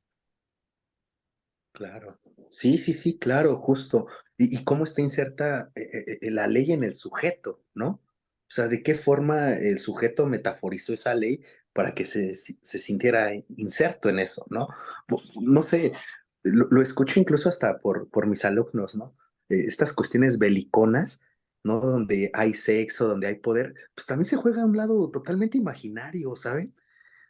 O sea, esta cuestión también fálica, imaginaria, tanto en hombres y en mujeres, ¿no? ¿Cómo se juega, ¿no? Decía Freud también en el malestar en la cultura, todos añoran, todos quieren un poco de sexo, poder, dinero, ¿no? O sea, el principio de su página. Creo que hasta es algo normal, ¿no? Ahorita ya estoy diciendo locuras. Este, creo que es algo hasta normal que pues una persona neurótica quiera eso, ¿no? O sea, se vale, ¿no? Pero ¿cómo se inserta justo esta ley en el niño, por ejemplo? ¿No? Porque si el padre es una metáfora justo de lo simbólico, es esta ley que viene a dar un significante, pero solo es un significante si se ata a otro significante, ¿saben? Pero vamos con cuidado. Bueno, Y les nada leí más, esta parte, ¿no? ahí, Eric, un par de cosas, ¿no? En lo que tú decías primero del padre y de su papel ahí, también Lacan está haciendo como una crítica a otras cosas que se estaban diciendo en esos momentos, ¿no? En que si el padre era o demasiado amable o como, digamos, demasiado agresivo, ¿no? Si había como una especie de exceso de padre o como un padre muy, pues muy laxo, digamos, si eso tenía alguna, alguna consecuencia, ¿no? Tanto eso como su presencia real ahí mismo, ¿no? Entonces Lacan también a mí me parece que está haciendo ahí una crítica por un lado a eso, ¿no?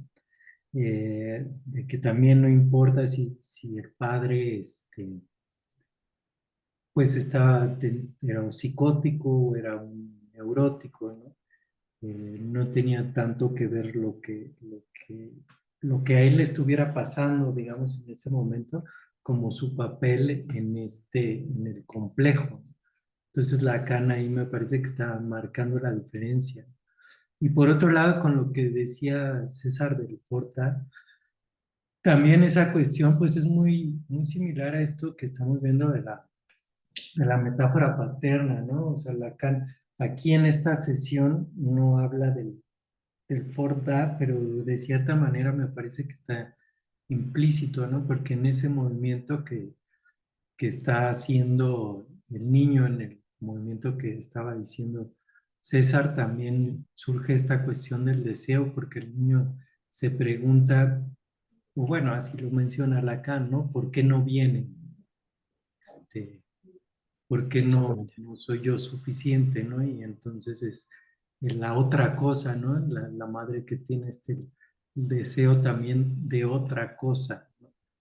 De esa otra cosa que el niño no sabe qué es, ¿no? Que es la incógnita, digamos, que queda para el niño y que hay, es el surgimiento también del falo, ¿no?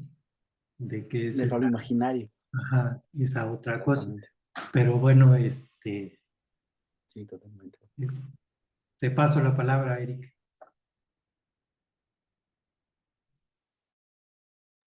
No, está bien, dale, Humberto. Ay, échenme la mano.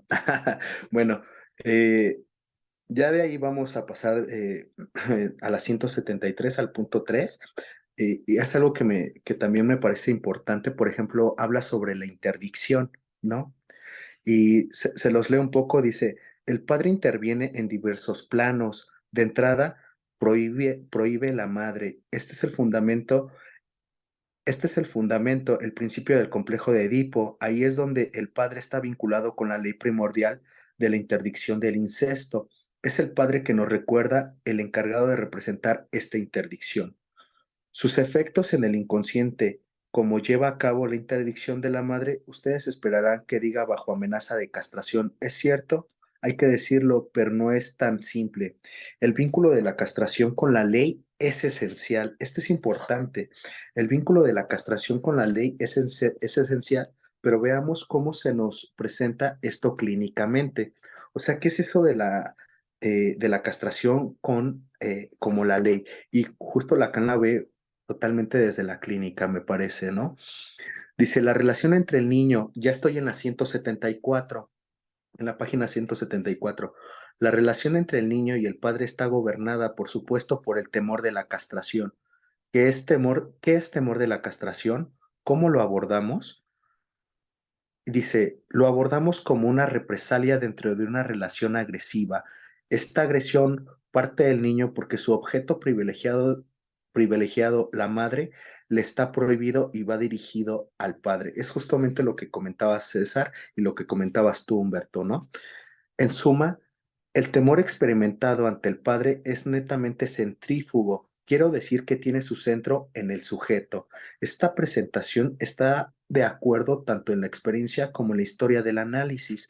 La experiencia nos enseñó enseguida que era esta perspectiva como debía medirse la incidencia del temor experimentado en el Edipo con respecto al padre. Después abajo dice, los neuróticos en el plano imaginario, ahí es donde tiene su punto de partida. No parte de un mandamiento como el formulado por la ley de Manu. Quien se acueste con su madre se cortará los genitales y sosteniéndolos en su mano derecha o izquierda, ya no me acuerdo muy bien, irá hacia el oeste hasta encontrar la muerte. Esto es la ley. Abajo también continúa. Así, la forma en que la neurosis encarna la amenaza castrativa está vinculada con la agresión imaginaria. Es una represalia como Júpiter es perfectamente capaz de castrar a Cronos. Nuestros pequeños Júpiter temen que Cronos se ponga el primero en manos a la obra. Después, en la 175, marca la identificación y el amor. Dice, este Edipo invertido nunca está ausente en la función de Edipo. Quiero decir que el componente de amor del padre no se puede eludir. Es el que proporciona el final del complejo de Edipo. Su declive es una dialéctica también muy ambigua, el amor y la identificación, de la identificación en tanto que tiene su raíz en el amor. Identificación y amor no es lo mismo. Es posible identificarse con alguien sin amarlo y viceversa, pero ambos términos están, sin embargo, estrechamente vinculados y son absolutamente indisociables.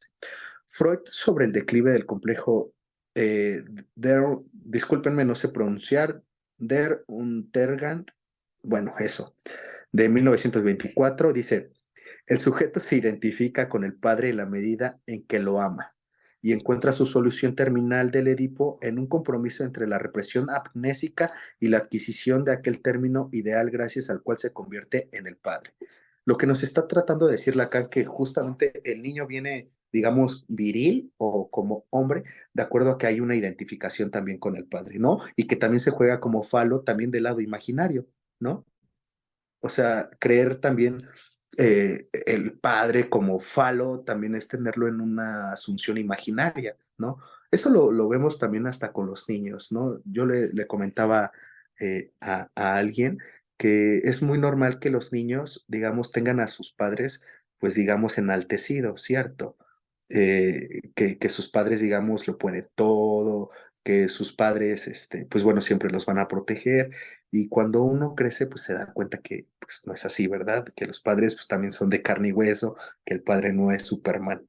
Entonces creo que hasta esta parte de que los niños perciban al padre, ¿no? Como alguien que pues siempre los va a cuidar, que los protege mucho, que son todos poderosos, pues es una normalidad también de los niños, ¿verdad? Y es algo totalmente imaginario.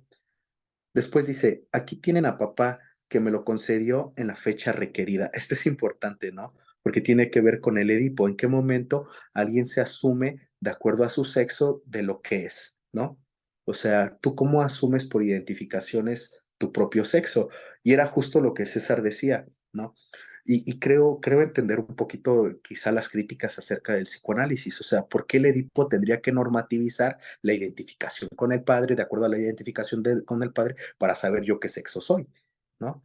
Eso está en tela de juicio, pero de aquí lo que me parece muy oportuno es cómo pensarlo como psíquicamente, ¿no? Como estructura, cómo está metaforizado para que tú te puedas asumir pues, siendo cualquier tipo de género que quieras o lo que te quieras identificar, ¿no? Es importante.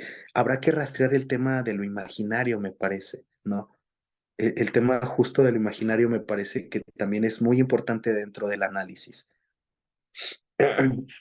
Con esto todavía sigo y es en la página 75, fíjense, se los quiero leer. Por la misma vía, la del amor, puede producirse la posición de inversión, a saber, que en lugar de una identificación benéfica, el sujeto se encuentra afectado por una simpática posicionista, pasivizada en el plano del inconsciente que reaparecerá en el momento oportuno, una especie de bisectriz de ángulo squeeze panic que se encuentra en la posición en la que el sujeto está atrapado, que ha descubierto por sí mismo y que es muy ventajosa. Consiste en lo siguiente: frente a ese padre temido, prohibido, pero que por otra cosa es tan amable, colocarse en el lugar adecuado para obtener sus favores, hacerse amar por él. Pero ¿cómo hacerse amar por él? Pero cómo hacerse amar por él consiste, en primer lugar, en pasar la categoría de mujer, y uno siempre conserva su pequeño amor propio viril. Esta posición, como nos lo explica Freud, supone el peligro de la castración, aquella forma de homosexualidad inconsciente que deja al sujeto en una situación conflictiva con múltiples repercusiones. Por una parte, el retorno constante de la posición homosexual con respecto al padre, y por otra parte, su suspensión, es decir, su represión debido a la amenaza de castración que supone tal posición. Lo que nos está hablando justo Lacan es de la homosexualidad inconsciente. ¿Cómo el sujeto asume esta, bueno, si se sabe, esta homosexualidad inconsciente? Yo así lo entendí. No sé ustedes eh, cómo lo leyeron. A ver, échenme la mano ahí.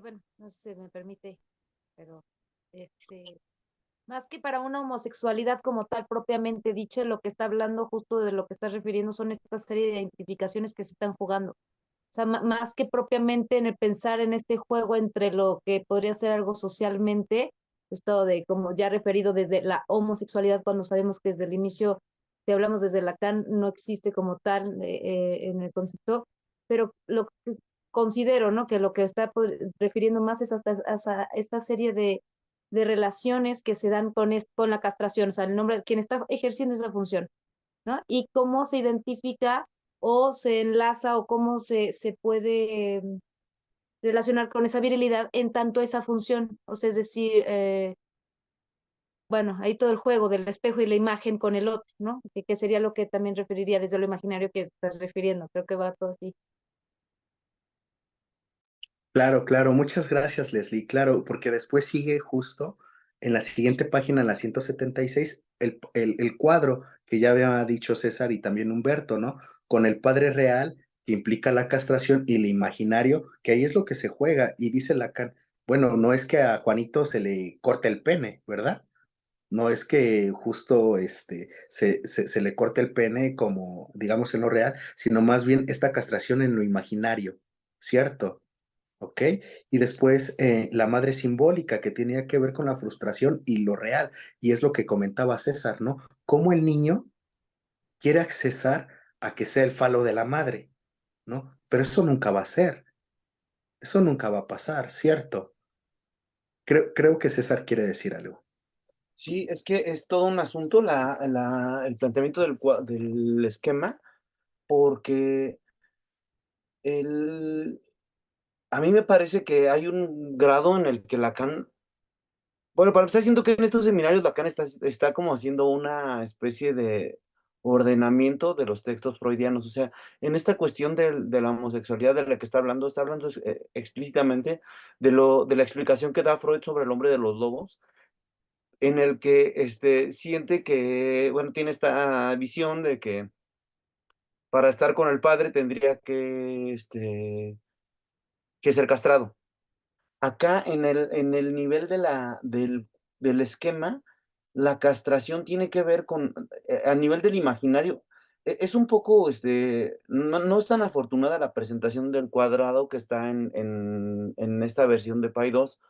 De hecho, en la estenotipia no aparece, o sea, es una, igual sirve, pues, o sea, no tampoco es para ponerse de sangrones, pues, pero eh, sí haría falta ahí donde dice imaginario, real y simbólico, poner arriba objeto, porque las operaciones en ese orden, por ejemplo, castración sería una operación simbólica, cuyo objeto es imaginario y cuyo agente es real, exactamente, exactamente, aquí está, es decir, lo que quiero decir es que cada operación tiene una implicación de niveles, como simbólicos.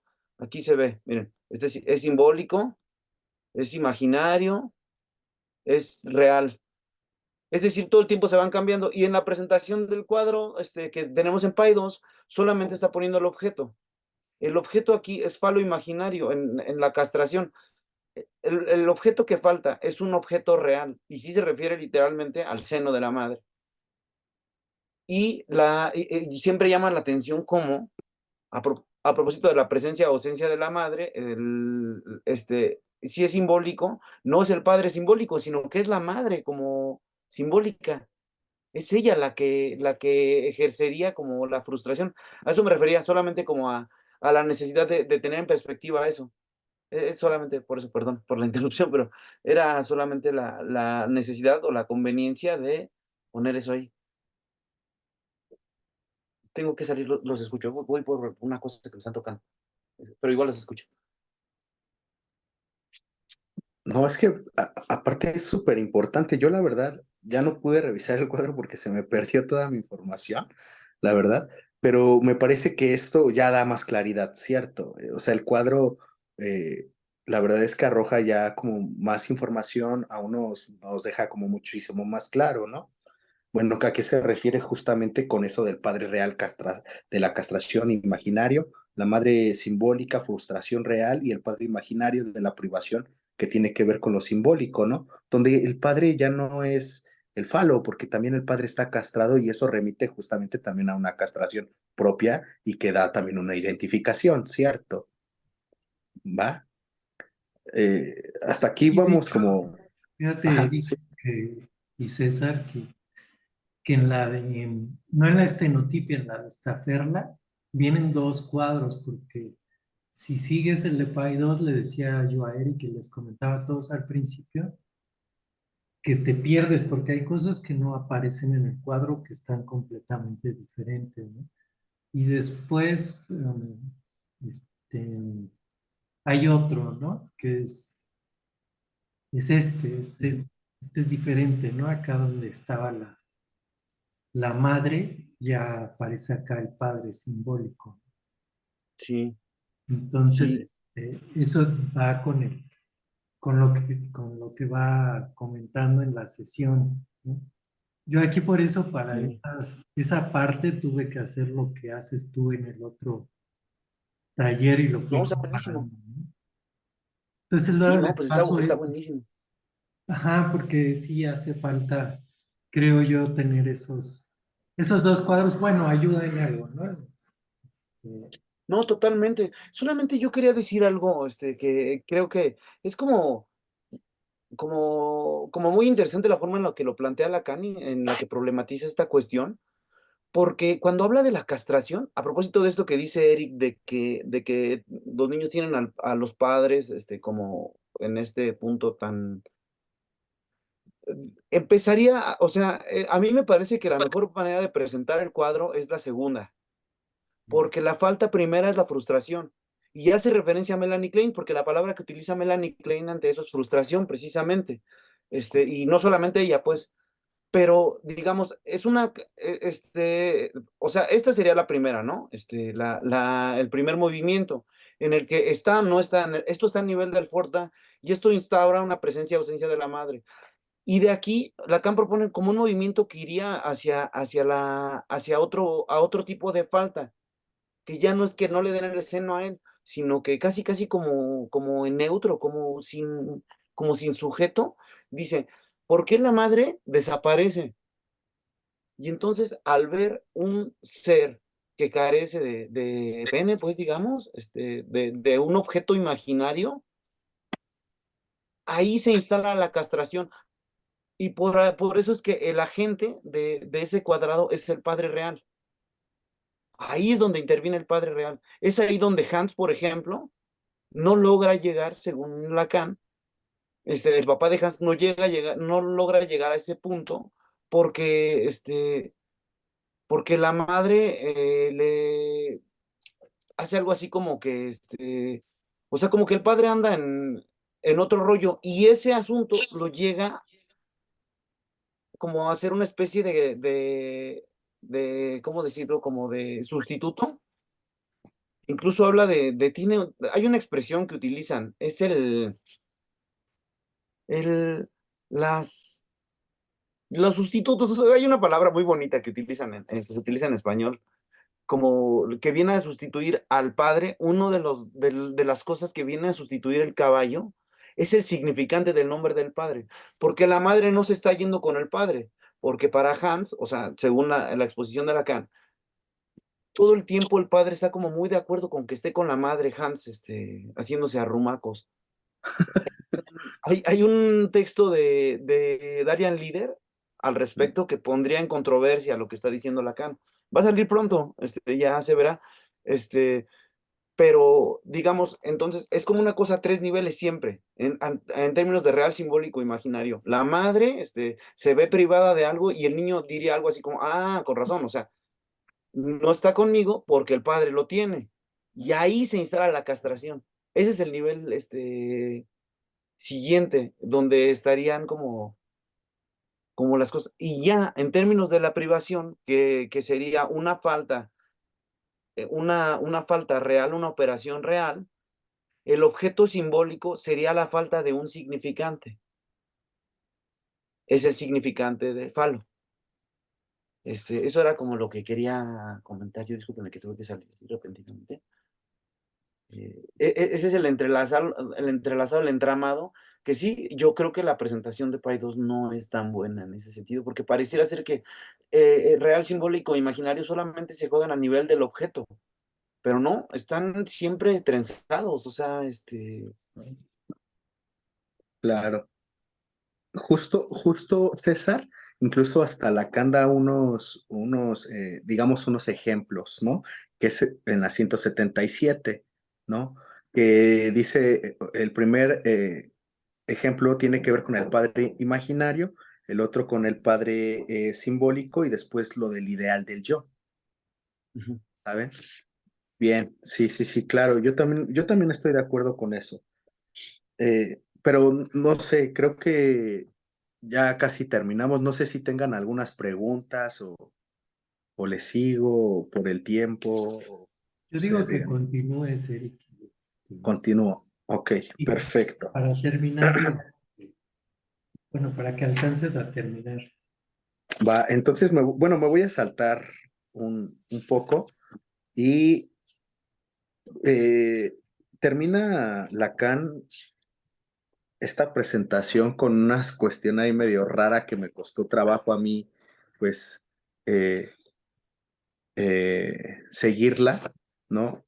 Vamos a ir a la página 178, 179. Me gustaría nada más quedarme hasta ahí, porque después va a hablar de otra cosa en el inconsciente, ¿no? La metáfora, más bien de otra cosa, del deseo de otra cosa, incluso habla sobre el aburrimiento, que es otra cosa, y la dialéctica del significante en el nivel del otro. Pero ahí ya como que me hice también un poquito bolas porque ya no lo pude, ya no lo investigué más. Les soy totalmente franco.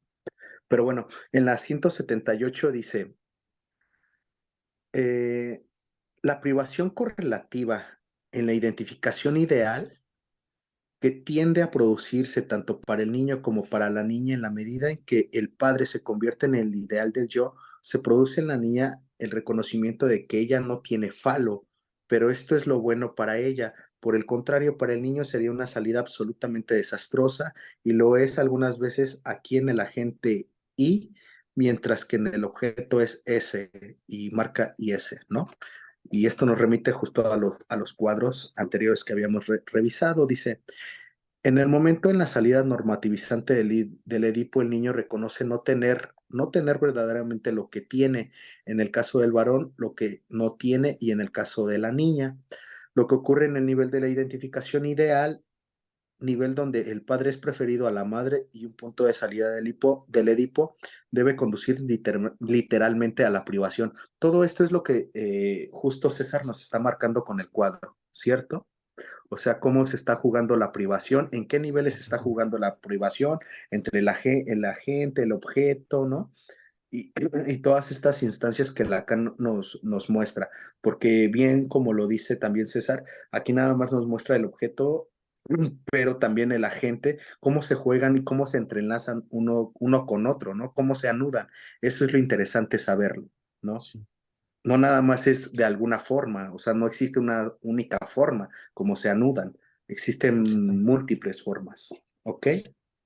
Entonces, al final también de la 178 dice, de la 178 dice, ¿qué es el padre? No digo en la familia, porque en la familia es lo que quiera, una sombra, un banquero, es todo lo que debe ser, lo es o no lo es. A veces tiene toda su importancia, pero también puede no tener ninguna.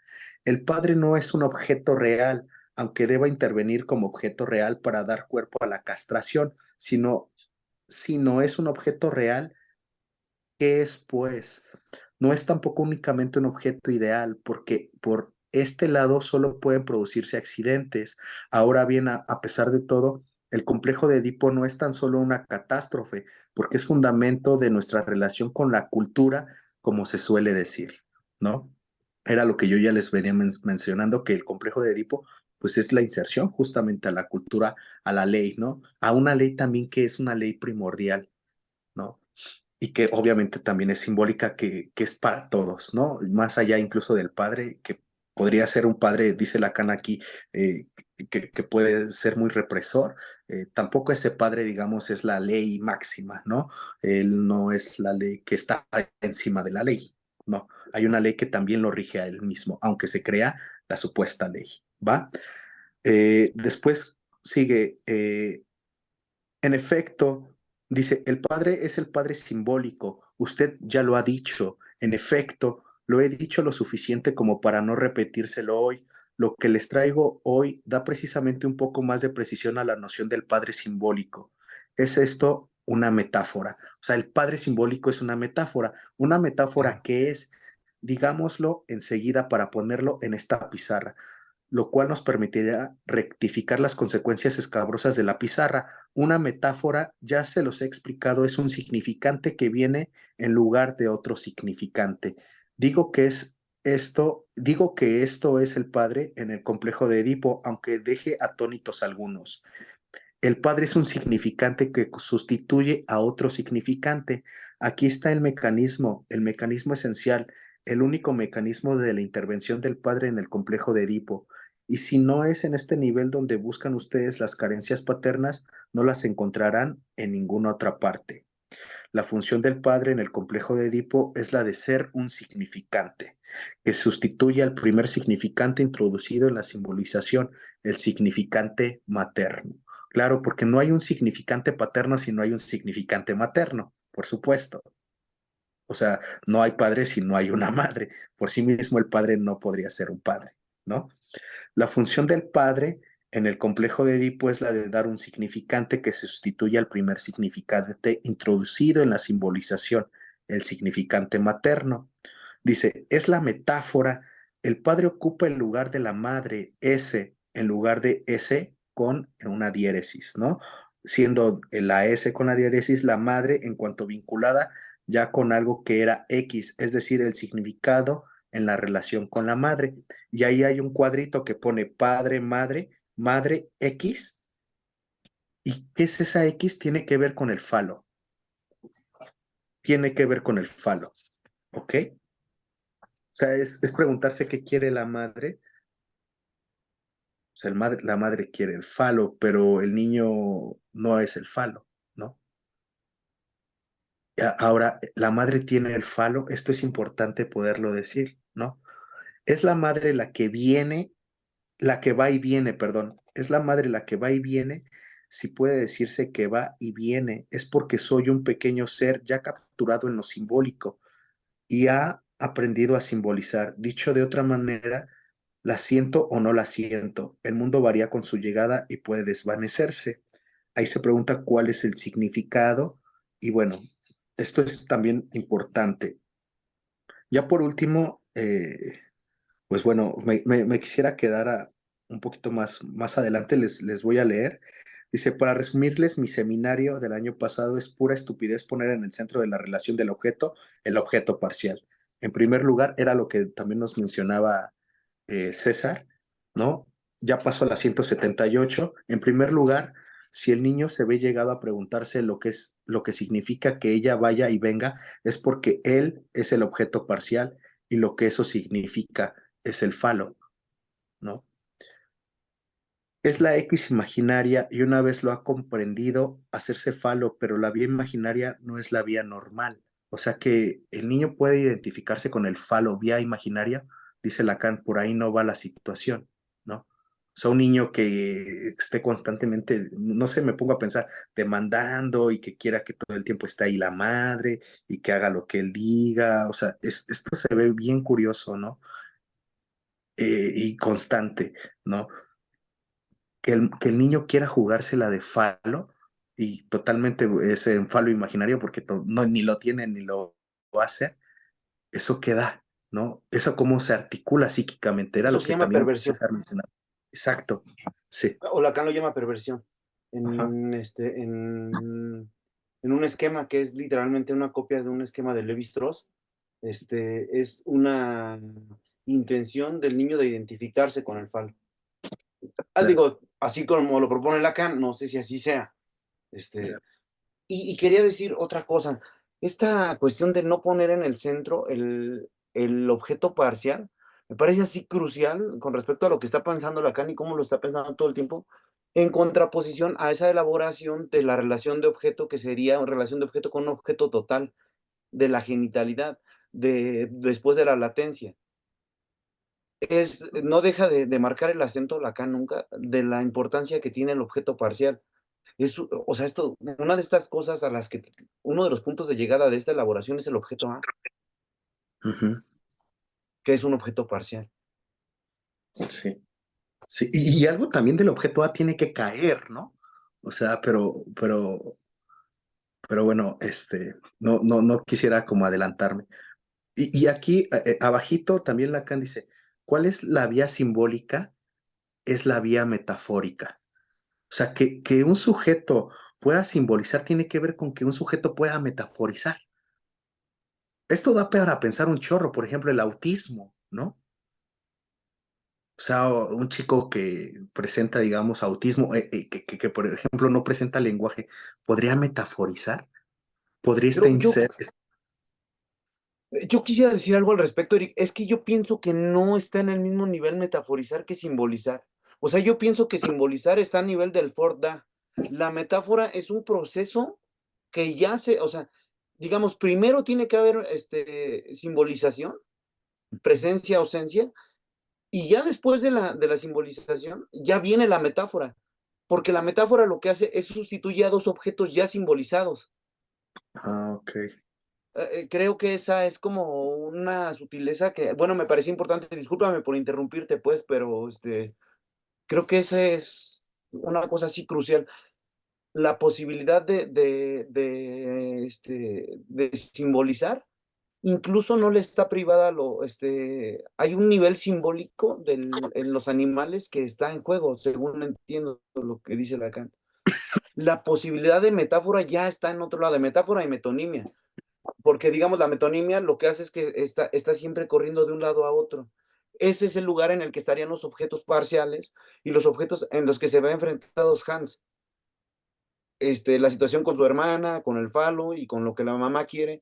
Y todo eso pareciera ser que el nombre del padre viene ya en un nivel simbolizado a ser metáfora. Es una pregunta, igual y no es así. O sea, yo creo que ya hay un nivel de simbolización necesario y que la metáfora sería un lugar, como un paso más allá, pues es lo que quiero decir. Quiero decir, la metáfora estaría a nivel de la castración y la simbolización estaría a nivel de la frustración. Yo pienso eso. No sé qué opinas tú. ¿Cómo ves? Sí, sí, sí, claro. O sea, justo aquí porque Lacan pregunta, ¿no? ¿Cuál es la vía simbólica? Es la vía metafórica, ¿no? Planteo de Ujú, entrada y claro. más adelante explicaré, puesto que estamos llegando casi al término de nuestra reunión, los esquemas, ¿no? El padre sustituye a la madre como significante. O sea, el padre también viene a castrar al niño, ¿cierto?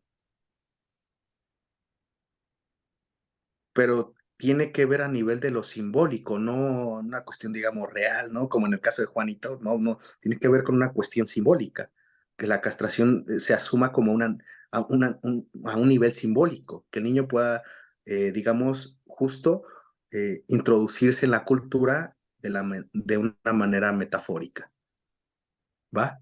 Sí, hasta aquí sí vamos medio bien.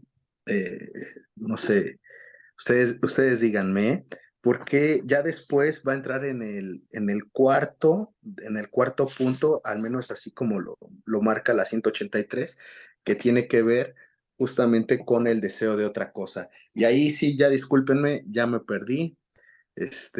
Ya no doy pa' más. Ahí ya, pues bueno, me gustaría quedarme hasta aquí, ¿no? La verdad es que ya necesito, eh, investigarle más acerca del otro punto, y, para no decirles barrabasadas, ¿no? Y les agradezco mucho haberme escuchado, su paciencia y pues discúlpenme si dije algo ahí como medio, medio que no debió de haber sido, ¿va? No hay tal cosa, Erika. Acuérdate que aquí entre todos vamos haciendo Ah, esta actividad y que pues aquí nadie viene a dar clases, ¿no? A enseñar al otro. Entonces, pues me parece que cubriste pues lo más importante, ¿no? Y ya viene esa parte que habla del aburrimiento y todo eso, que también está interesante, ¿no? Pero que eso es un poquito extraño porque se ve como ya otro tema, ¿no? Como ya no tan relacionado con lo que venía platicando. Este, pero en fin, ¿no? Creo que ya alcanzamos a cubrir Ya lo va a acabar. de, No vas a invitar a tu pastel, sácalo y pon la mesa, por favor. ¿Lo vas a invitar? ok. Ya que. Bueno, Rodrigo, ahí luego nos invitas al pastel. Em, bueno, les estaba diciendo, sí, gracias, Eric.